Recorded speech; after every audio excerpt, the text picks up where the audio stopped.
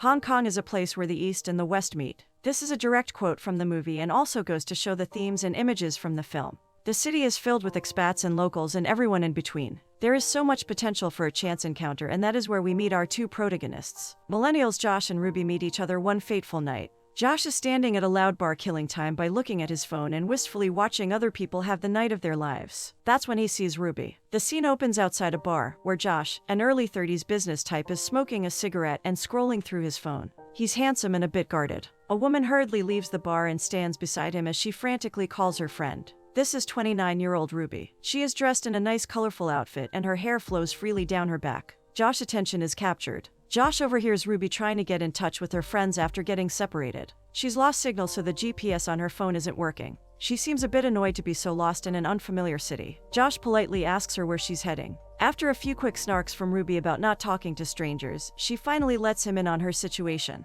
She tells him the neighborhood she is trying to get to. Josh begins listing out the several steps of instructions to get there from where they are. Clearly confused, he uses the famous Hong Kong mid-level escalators as a marker, surprised when Ruby has never heard of this big tourist attraction. This is a joke that continues throughout the movie. Josh is the expat expert of Hong Kong and Ruby is a foreigner who truly does not know much about the city she is visiting. After Josh pokes some fun at Ruby for not buying a guidebook or anything, Josh continues to explain where the steps are. Ruby still seems unsure. They lock eyes. Josh looks around as if to see if anyone is looking, then after a beat offers to walk her there, stating that he's at a friend's party, but it's a big event, and he won't be missed. Ruby hesitates, then declines. She doesn't want to intrude nor be the woman who said yes to a stranger immediately. Ruby wants to try and see if she can get there on her own. Even though she is new to the city, she is still not sure she can trust this stranger she just met. So Ruby heads off in the direction Josh pointed to, her dignity still intact. Josh continues to hang out outside the bar after Ruby leaves, smoking a cigarette. He appears resistant to returning to his friend's birthday party. He looks unamused at the crowd he has come with and tries to intentionally separate himself from any of the festivities going on inside the bar. After a while, he spots his new friend once again. Ruby appears back in the same spot she met Josh and sheepishly looks to him as if to say yes. Josh chuckles and they seem to have a sweet moment.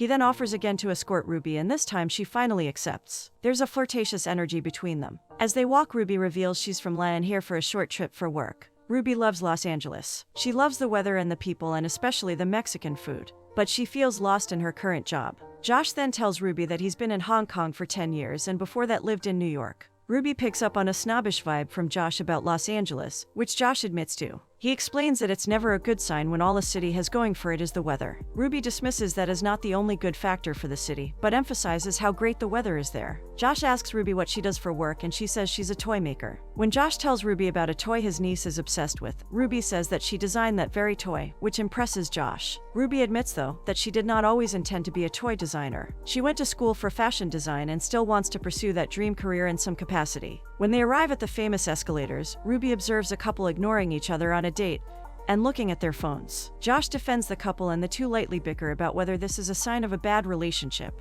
When they reach the top of the escalator, Ruby thanks Josh for his assistance, then says she's sure she can make it the rest of the way. There is an awkward tension. Neither seem to part ways yet. They both linger in the busy Hong Kong street. Just as they are about to leave, Josh states that he'll take her the rest of the way, teasing her that it's just in case she gets lost again. Plus, it's only 10 more minutes and he's not missing much back at the bar. Ruby gladly accepts the company and the two continue on. They slowly walk towards LKF and admire the nightlife around them. It's a very lively neighborhood and the sounds echo throughout the streets. As they walk, Ruby asks Josh what he does, which clearly makes him uncomfortable. She can see he doesn't like his job and correctly guesses he's in finance based on his fancy suit and the fact that he's in Hong Kong. She then teases him about all the drugs he must do and scandalous life he probably leads, which makes Josh laugh. He explains that he was actually a double major in college in literature and finance and has always wanted to go into the creative field, but hasn't been able to make the leap. He knows he wants to be a writer but has never been able to admit it to himself or others. Ruby is sympathetic to this, saying that she originally wanted to become a fashion designer, the next Vera Wang, but ended up in toy designing because of the stability. Ruby questions Josh about whether he still writes, and Josh tells her about a novel he's working on called Living on Hong Kong Time.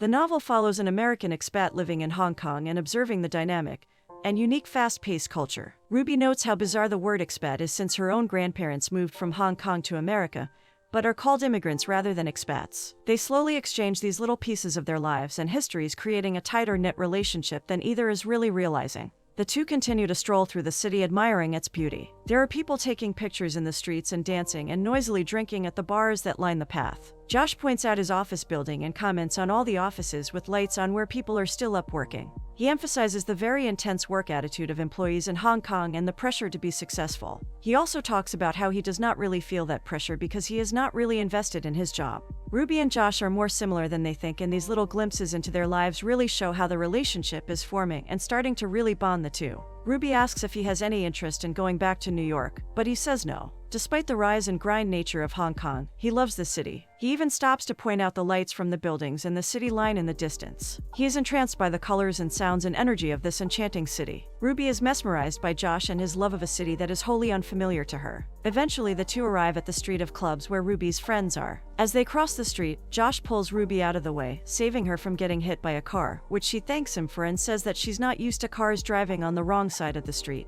Josh jokes that here it's the right side of the street. As they approach the bar where Ruby's friends are, she hesitates before entering. They both are reluctant to part with one another as they've been having such a great time simply chatting. Ruby says that she's not in any sort of rush to see her friends, so she suggests they get a drink together. Josh accepts, but dismisses the area they've arrived in as a tourist trap and tells Ruby that he'll take them to a much better, local spot. They arrive at the next bar, which is much more low-key with mood lighting. They continue talking about their lives and careers. Ruby encourages Josh to quit his finance job and take on writing full-time. But Josh isn't so sure. He says he's used to the cushy lifestyle and appreciates having a strong safety net. Still, Ruby urges him to use his safety net to pursue writing, which he is moved by and agrees that she's right. Ruby jokes that she's always right. While Ruby goes to the bathroom, Josh takes a call which turns out to be his girlfriend. He tells Ruby he should return to the birthday party that he left because his girlfriend's there. This startles Ruby as the two have been flirting all night. She is shocked that he has told her so much about his life but left this very important detail out. It feels like a betrayal and Ruby is pissed. Immediately, Ruby walks off and Josh follows her.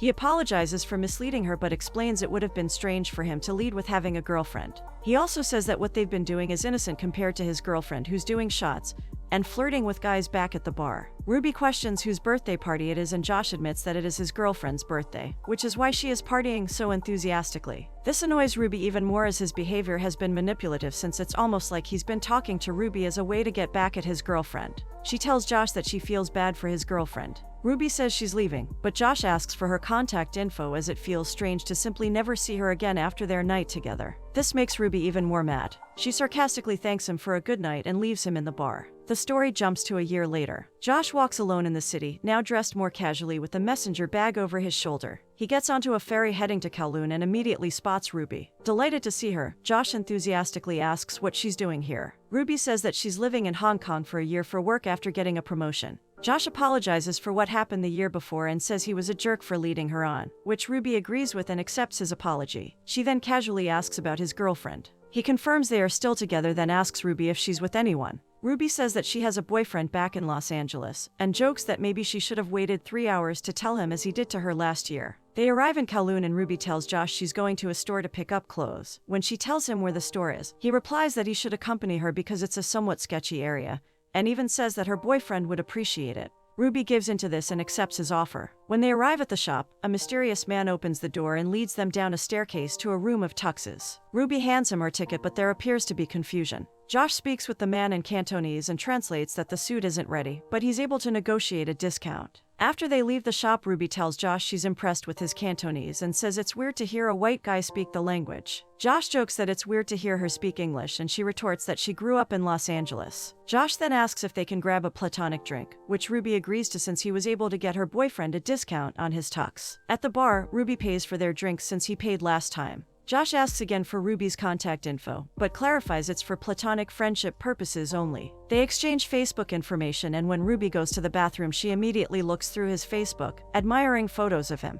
Later, Josh tells Ruby that their conversation last year inspired him to quit his job and reveals that he now works full-time as a writer. Ruby asks if he gets writer's block, and Josh says that he saw somewhere that writer's block means that you're just writing about the wrong stuff. Ruby asks if he spends more time looking up writing quotes than actually writing. They both laugh and sparks are flying. They leave the bar and walk along the water overlooking Hong Kong. Josh says he loves the city, but Ruby isn't so sure. Ruby states that she thinks the people are vapid and dislikes the extreme weather, but with each complaint Josh has a counter. She tells him about a coworker who resides with her parents yet spends all her money on designer bags. Josh simply says that her coworker must have good taste, but Ruby says that she doesn't like the culture's obsession with money. Josh expresses his love for the food and people. He urges Ruby to let go of the little things she's harping on. He says that he misses pizza now and again, but it could never beat the city's dim sum. Ruby appears apathetic towards the food, which triggers Josh to demand they go get good food right then and there. He argues that Ruby just hasn't gone to the right places. He says he'll take her to a great spot and she agrees. Together they hop on a bus, taking the back seat and observing the other passengers. Ruby makes note of a couple with a large age gap,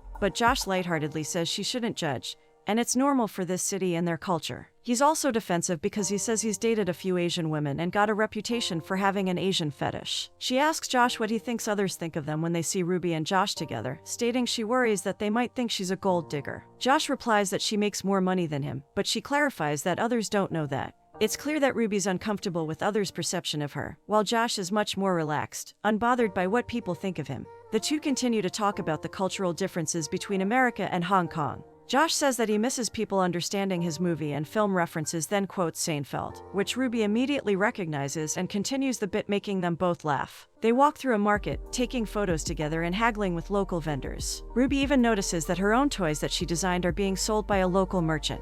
She asks Josh if she should call the police, but he says that she should simply take it as a compliment. Afterwards, they arrive at Josh's favorite seafood spot, which Ruby loves. She asks if he comes here a lot, to which he replies no because his girlfriend doesn't like it. He goes on to explain his girlfriend, Sam, prefers fine dining, something they don't see eye to eye on as Josh just cares about good food. He isn't as worried about how it's presented. Josh says that it's because Sam grew up in a low-income household and worked really hard to go to school in the States at UPenn. Sam has always supported herself, so she's more insistent on them staying within the wealthy income bracket. This is also why Sam doesn't like that Josh quit his job to pursue writing. Ruby criticizes Sam, saying that she should be supportive. Ruby also criticizes their relationship, stating that she and her boyfriend are on the same page on big life decisions. But Josh argues that he and Sam are morally on the same page. He then goes on to defend his girlfriend, saying that they've only been together for 2 years and she's a bit younger, so she's less mature. Ruby teases him for dating someone he's almost a decade older than.